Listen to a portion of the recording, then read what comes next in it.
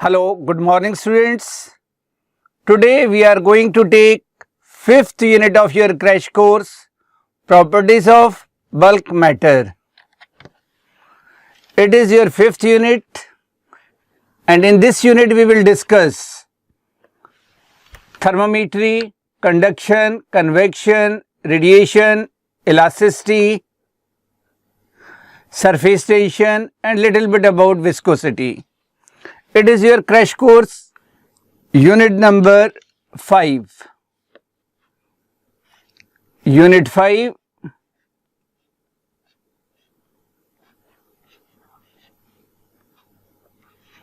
of crash course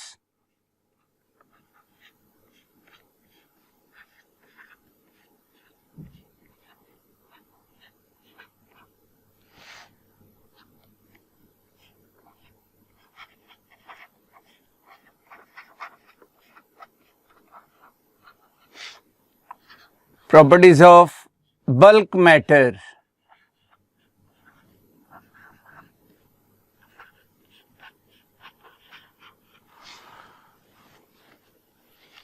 Properties of bulk matter. First, we are going to discuss little bit about thermometry. We have so many types of thermometer for measurement of temperature. But for your competitive purpose, for your syllabus, learn only 3 thermometers and how we are using them. Fahrenheit scale, degree Celsius and Kelvin. So many other thermometers are there, Rankine scale, Reumer scale, but we will discuss what we need for your NEET exam. See, for any scale, what we are doing in thermometer, we are using 1 point as a lower point and 1 is highest point of thermometer and dividing difference between highest point and lowest point between some equal parts. In Fahrenheit scale, you are dividing in 180 equal parts. In Celsius scale, you are dividing in 100 parts. In Kelvin scale, again you are dividing in 100 parts. But for any scale, unknown temperature minus your lower fixed point divided by upper fixed point minus lower fixed point, this term is constant and only this concept is useful for you for your competitive exam. It means for Fahrenheit scale, since lowest fixed point is 32 degree Fahrenheit, upper fixed point minus lower fixed point, this difference is 180 degree Fahrenheit because upper fixed point we put at 212. For degree Celsius, lower fixed point is 0 degree Celsius, upper fixed point is 100 degree Celsius, so difference is 100. For your Kelvin scale, lower fixed point is 273 Kelvin, upper 373, so difference is again 100. So only don't put too much stuff in your brain. What you need exactly for your competitive exam, only go for that. So equate this also with this. So if they are talking about any unknown scale, you can use this for that scale. Suppose they are asking at which temperature Fahrenheit scale and Celsius scale are equal, we don't know. Suppose at x both are equal. So now this problem is related to this part only. So now F is X and C is also X. So what we are getting? X minus 32 by 180 is equals to X upon 100. You know the table of 20, 29 is a 180, 25 is a 100. So what we are getting exactly? 5x minus 160 is equals to 9x. So we got 4x is equals to minus 160. Therefore, x is equals to minus 40. It means minus 40 degrees Celsius is equals to minus 40 degree Fahrenheit. At this point, both scales are equal. So remember only this point from thermometry. Getting my point? And you can measure with mercury. Generally, what material we are using in thermometer? Mercury. So with that, you can go up to 390, nearly 350 to 356. Some books are saying up to this limit you can go for high temperature. Next thing, how heat is transferring from one place to another place. How heat is transferring from one place to another place. There are three modes: conduction,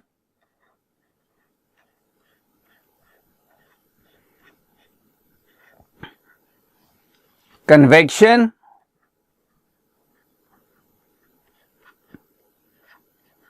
and radiation.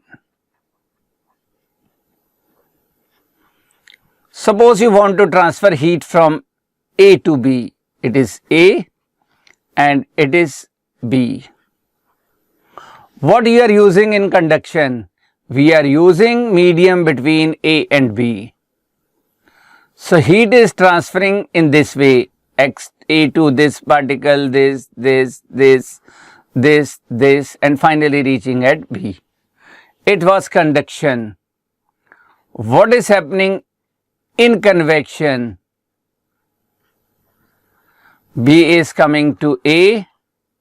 After receiving heat, he is going back. It is convection. What is radiation? No movement of A and B.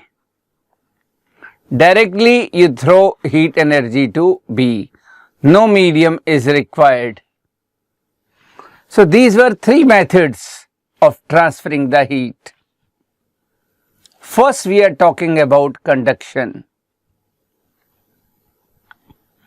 Generally, metals transfers heat from one point to another by the method of conduction. Heat radiations, heat from sun to earth is coming by the method of radiation, because in between earth and sun, a big area, there is no medium. Liquids and gases, they are using convection method. They are going to source and receiving heat energy from the source. Note, in radiation, if radiation crosses some medium, it will not supply heat to that, which will block the radiation. Only that surface will get this heat energy. So regarding conduction, one formula is very important. Generally, questions are based on that formula. We are just taking a revision, a fast revision for crash course purpose. You know each and everything. I have explained in theory slides. What is conduction? Important in conduction. When you are supplying heat energy to one rod, suppose this is a rod. Length of the rod is L. Length of the rod is L. and you are giving heat energy to this part.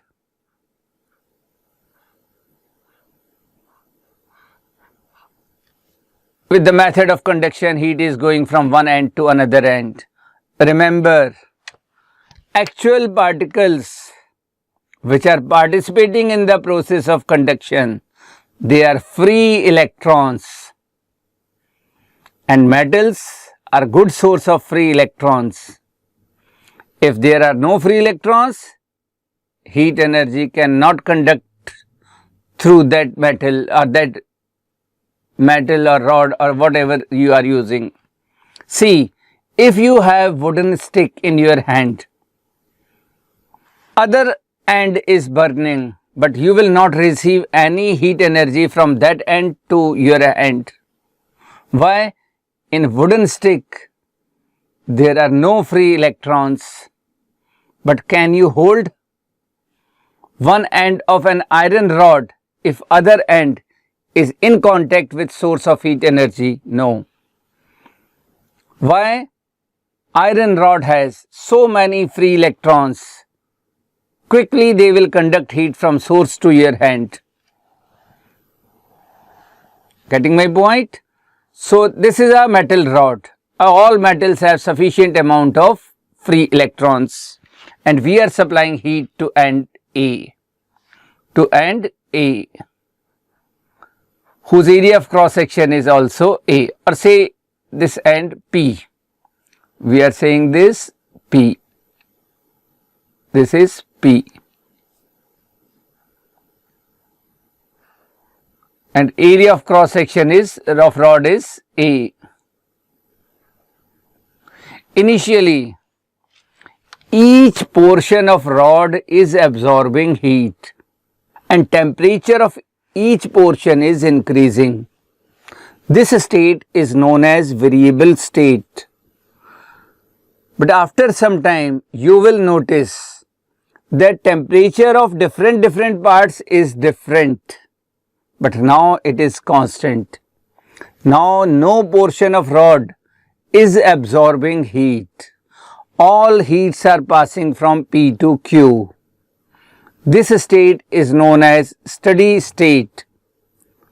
One scientist whose name was J.B.J. Fourier, he studied this phenomena and gave some rules कि in steady state, heat transferred from P to Q is directly proportional to area of cross section of this rod. It is directly proportional to temperature difference. Suppose temperature of this part is theta 1 and this part is theta 2. It is directly proportional to theta 1 minus theta 2. It is directly proportional to time of heat supply, but it is inversely proportional to distance between P and Q. If length of your rod is D, it is inversely proportional to D, because if more distance heat has to travel, there are loss of heat energy due to radiation, due to convection, due to atmospheres. So we are getting these rules. By combining them, what we are getting, and removing the sign of proportionality, we are getting one constant. So Q is equals to Ka, theta 1 minus theta 2 into T upon D, into T upon D. A very important formula, and many times you will get problem on this.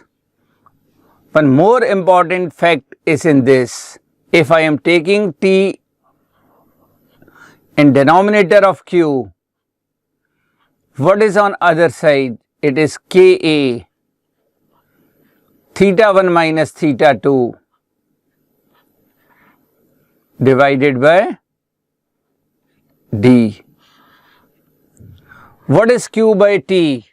It is rate of flow of heat. What is Q by T? It is rate of flow of heat. It was for thermometry, important point for thermometry. It is similar to rate of flow of charge. What is happening in Ohm's law? Ohm's law is V is equals to IR. I want to compare this with this. What is I? I is Q by T, rate of flow of charge. What is on other side? It is V upon R. What is V? Factor which is responsible for flow of charge. We know that heat is flowing because there is a temperature difference between two ends. No temperature difference, no flow of heat. Heat flows due to temperature difference. Charge flows due to potential difference. Liquid flows due to pressure difference. So I am now comparing these two. It is rate of flow of charge, it is rate of flow of heat. V is the factor responsible for rate of flow of charge. In this theta 1 minus theta 2, it is the factor which is responsible for rate of flow of charge, heat. What is remaining? Remaining is d by Ka. So d by Ka is playing the role of R. It means resistance in flow is denoted by d by Ka. D by Ka is resistance in the flow. And you know how to add resistance. If they are in series, R is equals to R1 plus R2. If they are in parallel, 1 upon R is equals to 1 upon R1 plus 1 upon R2. So we can use this concept to find the conductivity of a composite slab or composite rod which is made up by two different material. See how.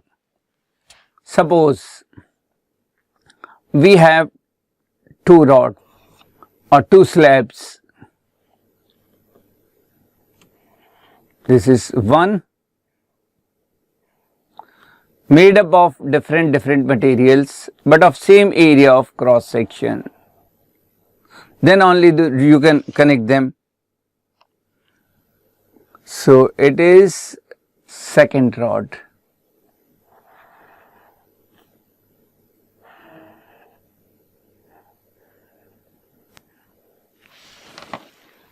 Thermal conductivity of first rod is K1 and second rod is K2. Its length is D1, its length is D2, area of cross section is A, then only you can join these two rods. What is the combined thermal conductivity, or you can say equivalent thermal conductivity? Suppose equivalent thermal conductivity is K. So what should be the resistance of this composite rod? Total resistance in your view. See, what is the resistance? D upon Ka. So length of rod is now D1 plus D2. What is K? Suppose the equivalent thermal conductivity is K. What is area of cross section? Area of cross section is A. For first rod, R1 is equals to D1 upon K1A. For second rod, thermal resistance should be D2 by K2A. We know that they are in series, so R should be equal to R1 plus R2. What is the R? D1 plus D2 by Ka. What is R1? D1 by K1A. What is R2? D2 by K2A. Cancel A with A.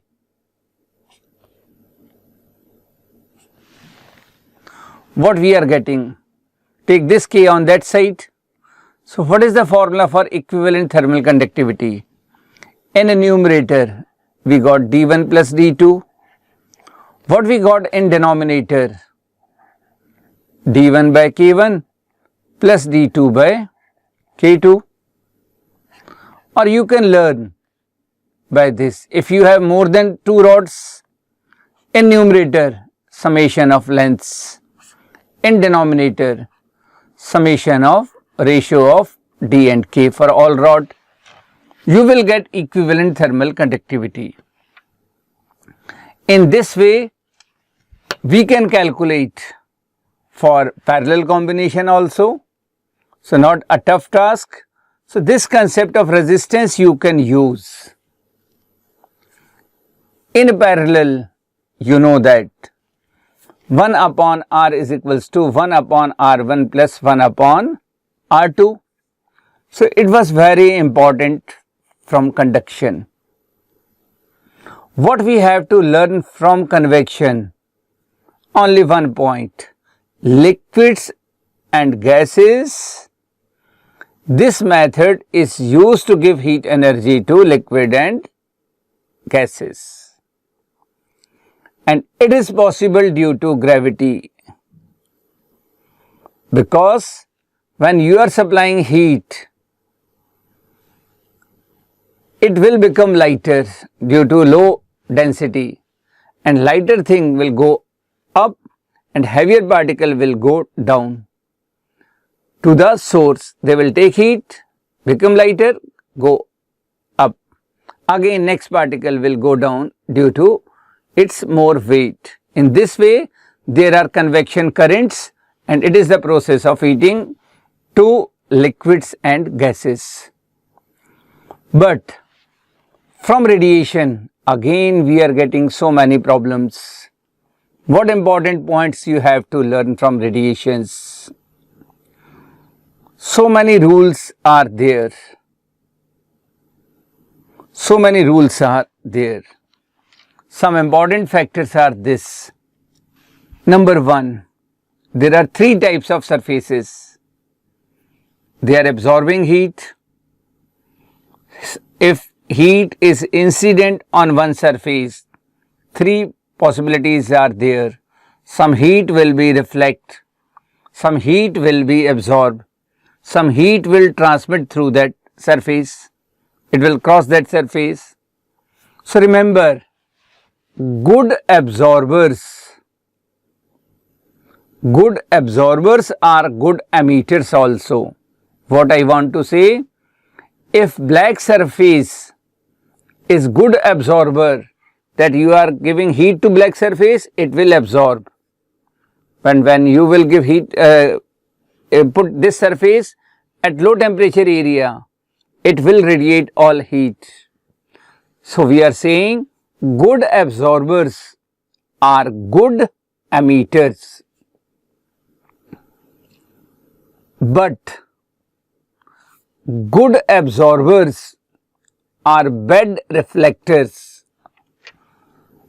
Surfaces which are reflecting the heat, they are known as reflectors. If they are reflecting heat, means they are not absorbing heat. A perfectly black body is a body which can absorb all heat radiation which are incident on it. What is perfectly black body? Artificially we can make it, but lamp black is very near to perfectly black body. They can ask in theory this question, what we are doing to make a perfectly black body? We are doing this. It is a hollow metallic sphere and we coated inner surface with lamp black. We know that lamp black is a very good absorber. and we put one cone, it is a good reflector. It is a good reflector. What will happen when heat will enter this? After reflecting from this, it will go there. Lamp black is there, so some heat will be absorbed, some will reflect. Remaining is absorbed here. If remaining part is there, it will absorb here. So in this way, maximum heat radiations are absorbed. But what they can ask in 1 year, they asked about which part of this black body is perfectly black body. Is it lamp black, or is it cone, or is it hole? So remember that this hole is perfectly black body, because which heat radiation is going inside this hole, it is absorbed, and low temperature it will emit all the heat radiation. So it was the question once they asked in exam, which part is perfectly black body. So remember, this hole is perfectly black body.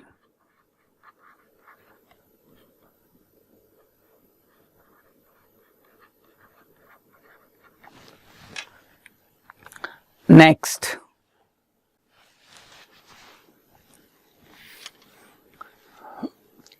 so source of heat energy are radiating heat energy, and perfectly black body is also a good source of heat energy. At low temperature, it can emit all radiations.